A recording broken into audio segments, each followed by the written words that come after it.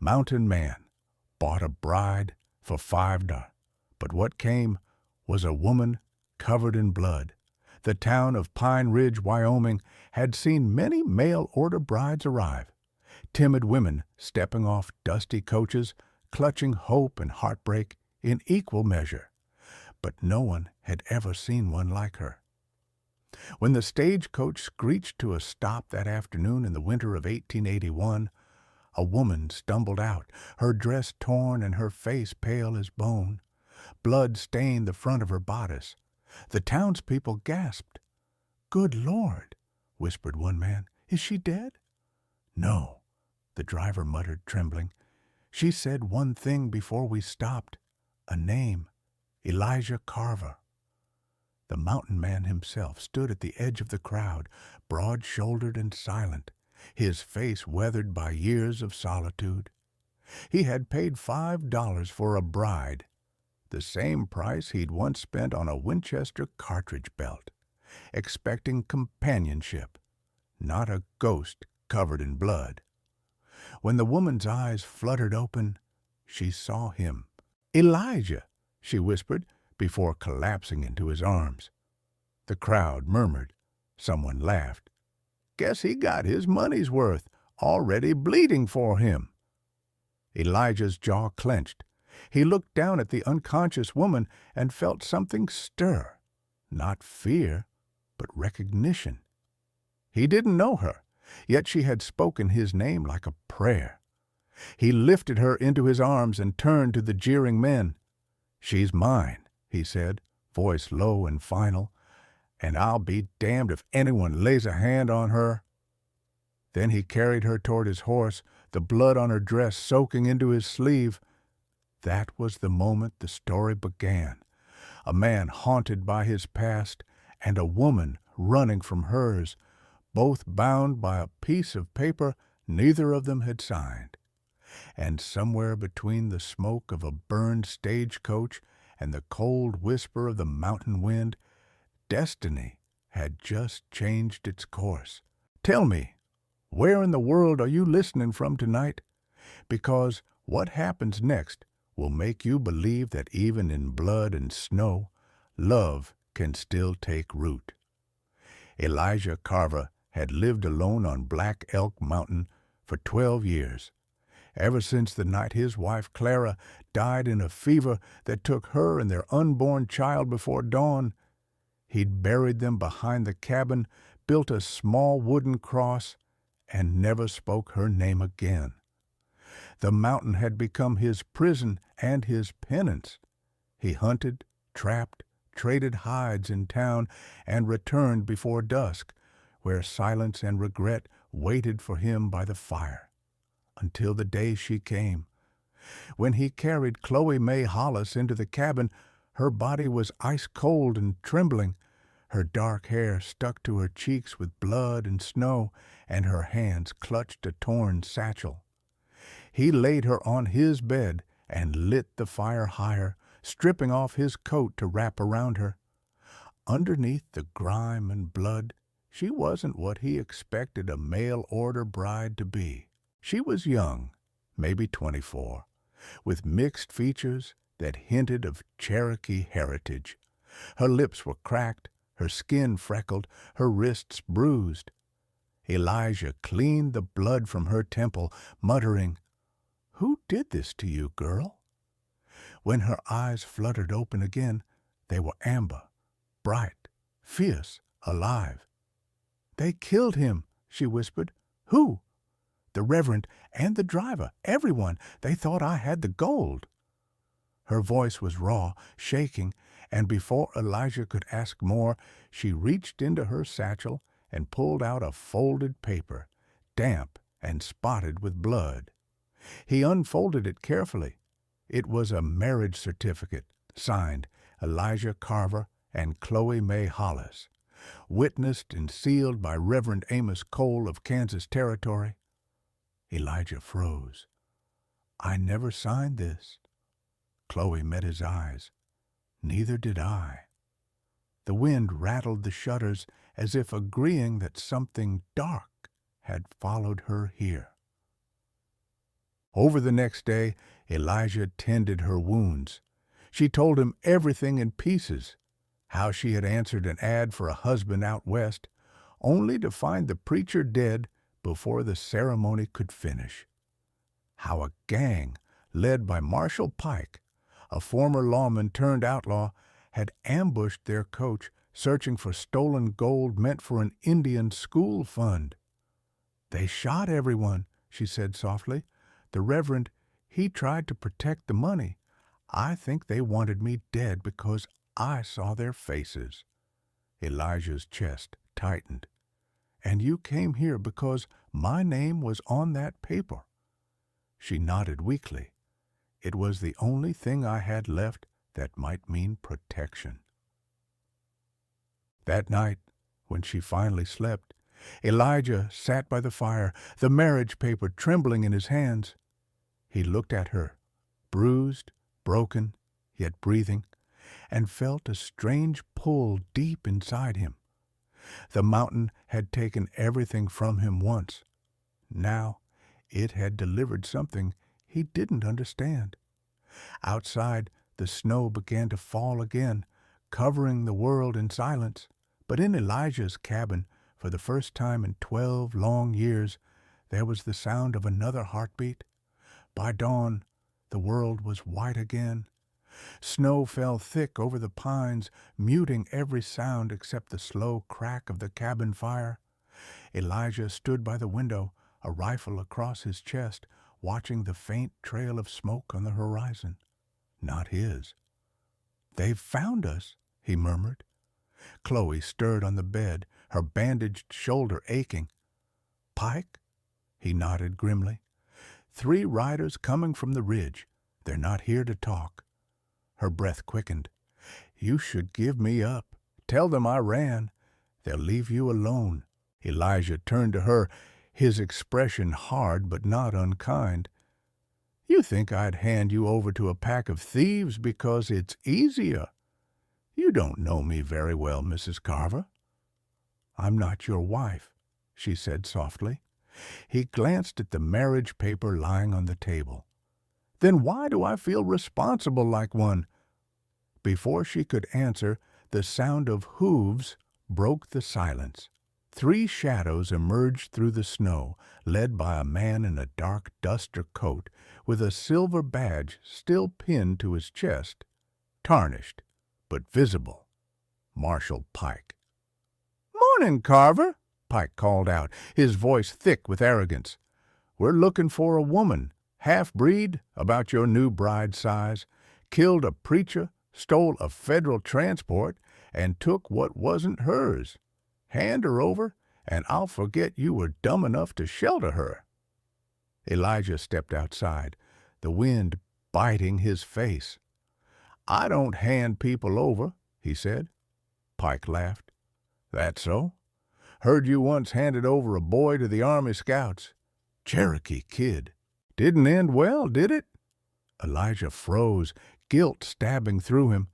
"You shut your mouth." Pike smirked. "Thought that'd touch a nerve. Funny how ghosts always find us again."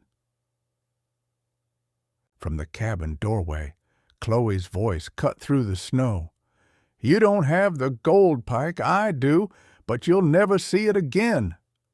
The men swung their rifles up. "Chloe, get back inside," Elijah shouted. "Too late." A shot rang out, splintering the doorframe beside her head. Elijah fired back once, clean, deliberate, and one of Pike's men fell. "Burn it!" Pike roared. A lantern shattered against the cabin wall. Flames licked up the logs like a hungry beast. The mountain man grabbed Chloe's arm and pulled her toward the back door. "We're leaving." But no buts.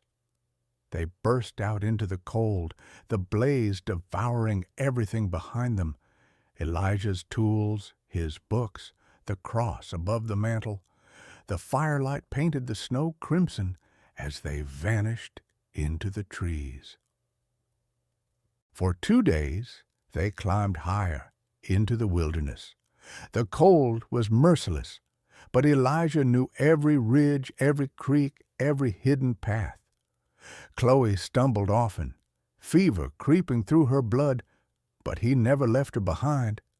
At night, they sheltered in an old cave above the river. The air smelled of smoke and iron, and the mountain moaned with the wind. Chloe shivered under the firs. "I'm sorry," she whispered. "I didn't mean for you to lose your home." Elijah shook his head. "That cabin was just wood. What matters, I carried with me." She looked at him then, really looked, and saw in his eyes not just pity or protection, but something raw, quiet, and unspoken. "You don't even know who I am," she said. "I know enough," he replied. "You didn't run when the fire came. You faced it." Outside, the snowstorm raged, but inside that dark cave, something else burned, a fragile spark neither of them dared name yet. Because, as the firelight flickered across their faces, both of them knew the past wasn't done with them. Pike would come again, and when he did, Elijah Carver, the man who had sworn never to kill, would have to choose between peace and the woman destiny had set bleeding on his doorstep. The cave became their home, not by choice, but by survival. Snow drifted across the entrance each morning, sealing them in a cocoon of white and silence. By nightfall, the wind would howl through the pines like voices of the dead, and the fire was their only witness that they were still alive. Elijah Carver gathered what he could from the wreckage of his old life. He had lost everything, the cabin, the cross, the letters from Clara. But as he watched Chloe May Hollis sleeping beside the embers, he felt something he hadn't known in 12 years. Purpose. She woke with fever again that first night. Her skin burned, her breaths shallow. Elijah crushed pine needles and boiled them into a bitter tea, holding the cup to her lips. "It's not much," he murmured, "but it'll keep you breathing." Her fingers brushed his, small, trembling, warm. "You've done enough," she whispered. "You should have left me. You owe me nothing." He met her gaze.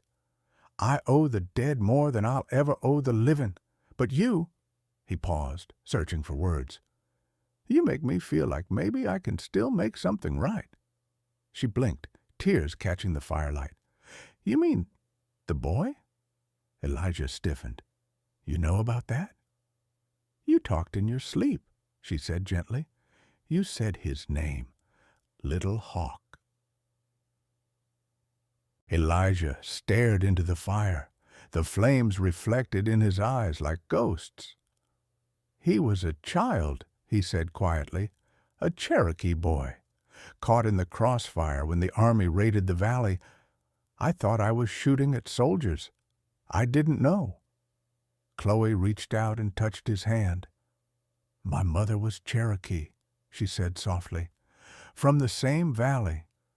The people still remember Little Hawk, but they also remember the man who carried his body back to the tribe and buried him with honor." Elijah's breath caught. "How would you know that?"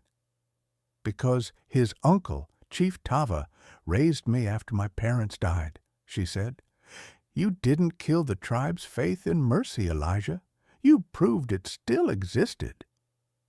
For the first time in years, the mountain man looked away, not from shame, but from something breaking open inside him.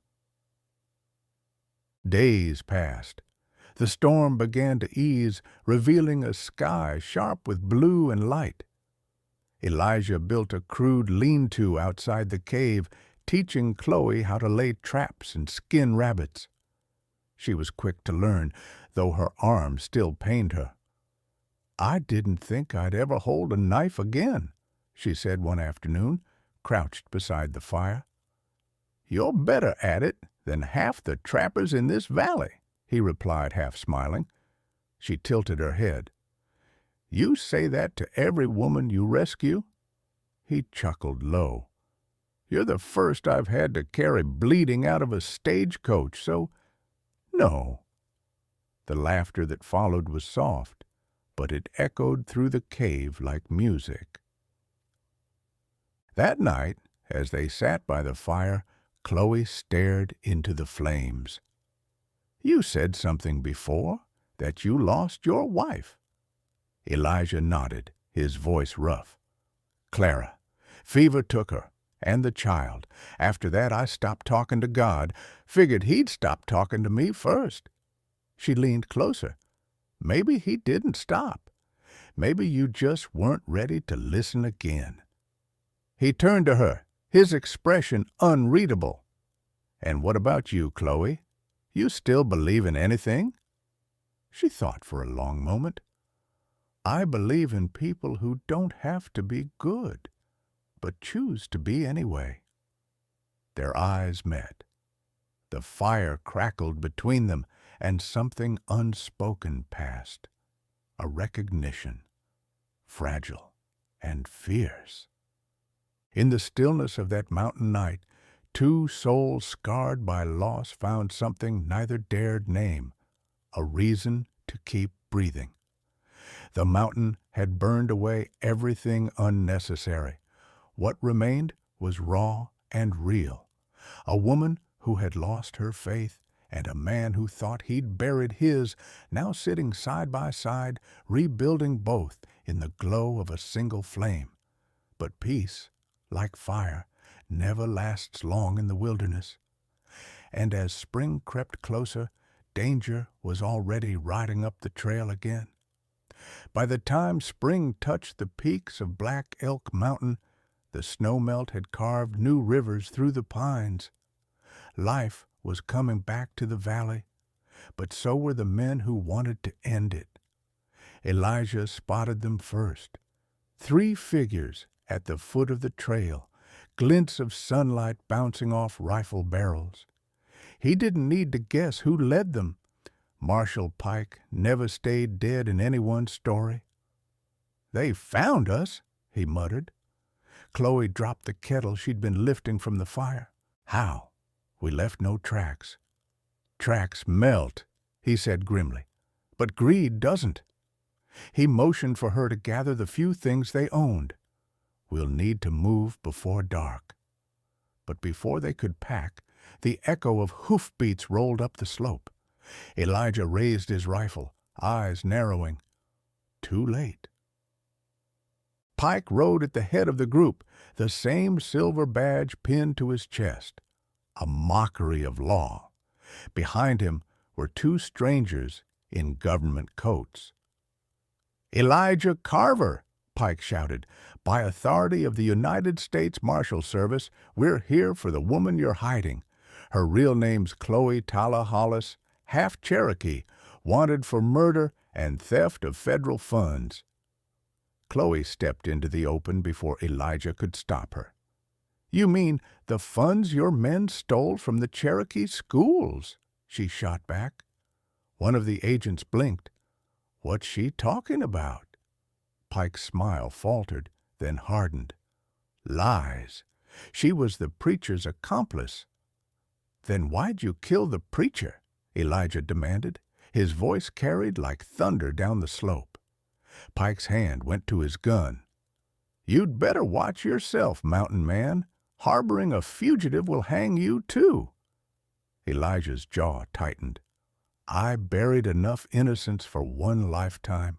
You'll not make me bury another."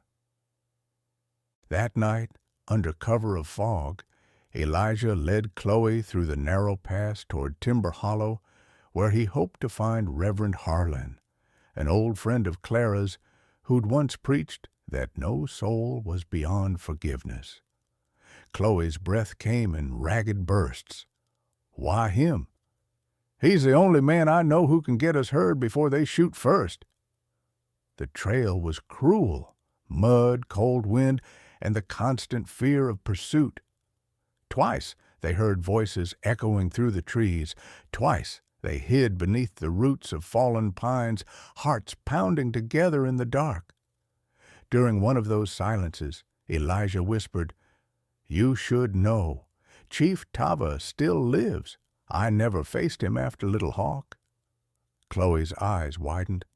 "Then this is your chance. He deserves the truth." They reached Timber Hollow at dawn. Smoke curled from the church chimney, and outside stood a tall figure in a long coat. Reverend Harlan himself, older now, but with eyes still sharp as river glass. "Elijah Carver," he said quietly, "I figured the mountain would keep you forever."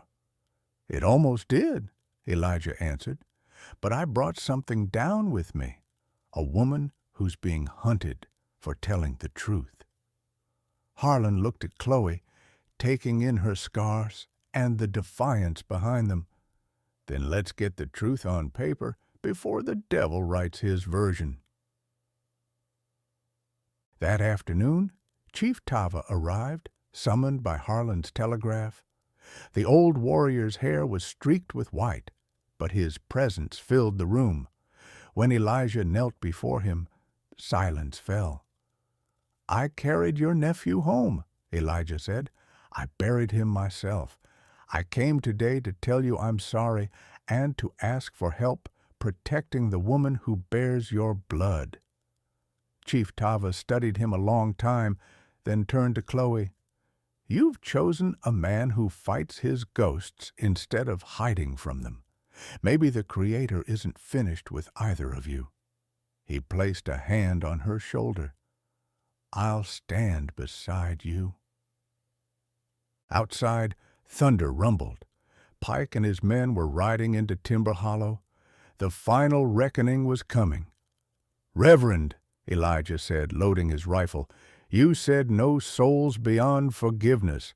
Let's see if justice can find its way, too." The morning broke cold and gray over Timber Hollow, the air heavy with tension.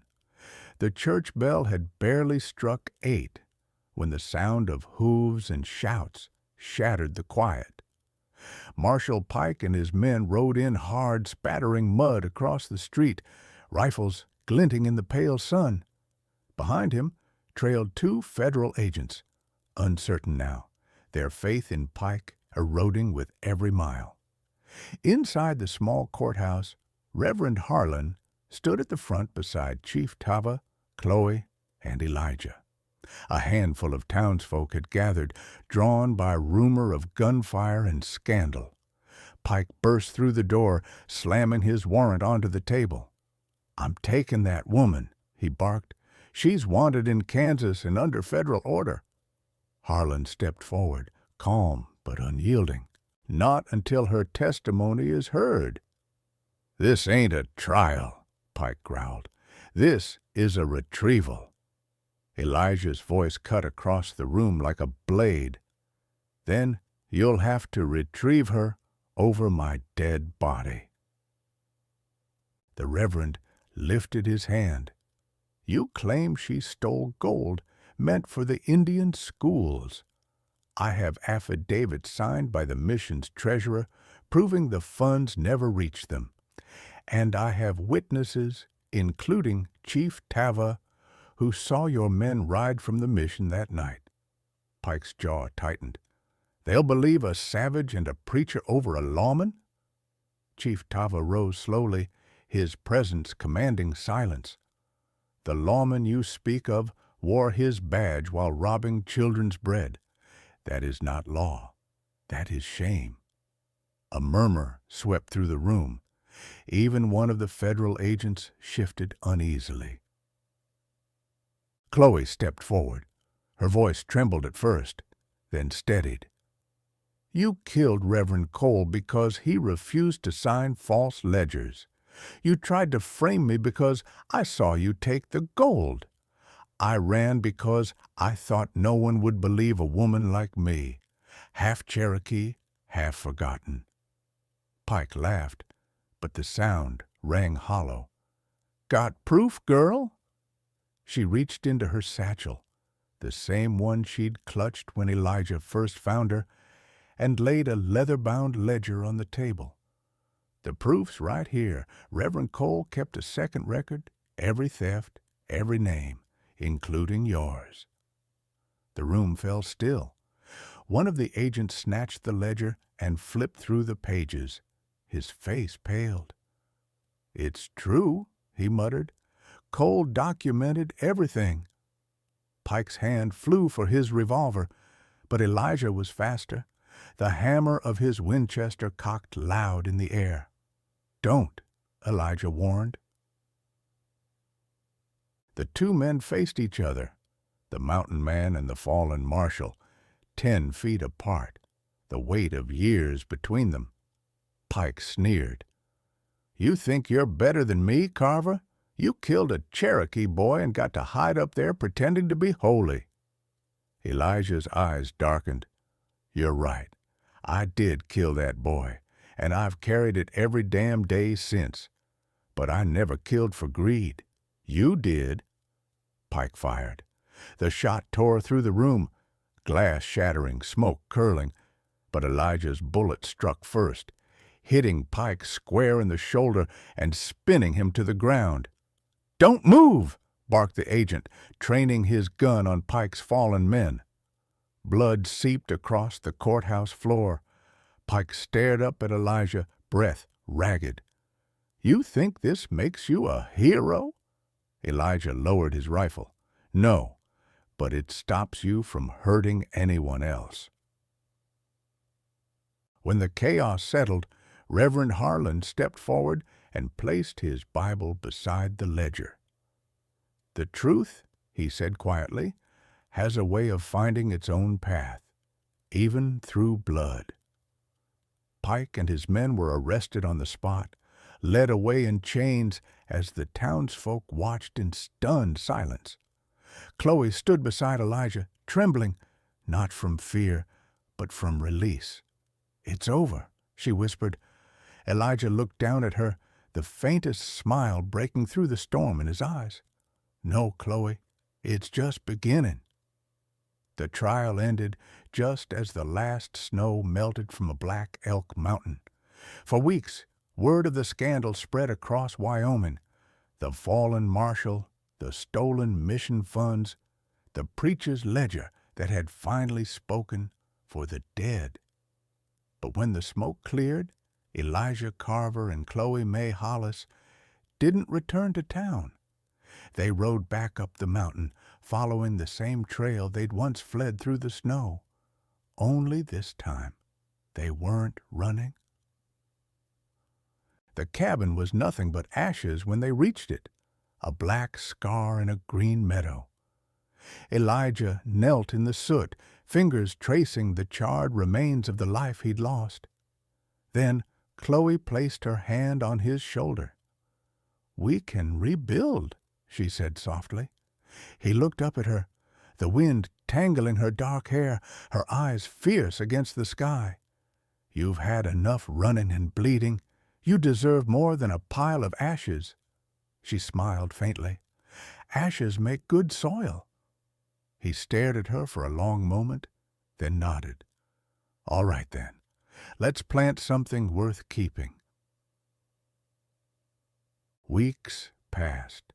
Together, they raised a new cabin, stronger, wider, with walls that didn't just hold out the cold, but invited warmth in. Chloe worked beside him every step, her laughter softening the sound of hammer and saw. When spring came in full, Chief Tava and Reverend Harlan climbed the mountain to visit. With them were 2 wagons full of books, timber, and children, orphans from the burned mission school in Kansas. Tava handed Elijah a folded document. "The governor has granted this land to the Cherokee mission in your name," he said. "You wish to make amends. Now is your chance." Elijah unfolded the paper, his hands trembling. "A school?" Chloe nodded, smiling through tears. "A home for those who have nowhere else to go." They built it together, a 1-room log schoolhouse that stood beside the river, its door painted blue because, Chloe said, blue keeps away sorrow. Each morning, She rang the small bell above the door, her voice carrying across the valley as children ran from the woods and hills to learn their letters. Elijah taught them to carve, to read the stars, to build fires that lasted through winter.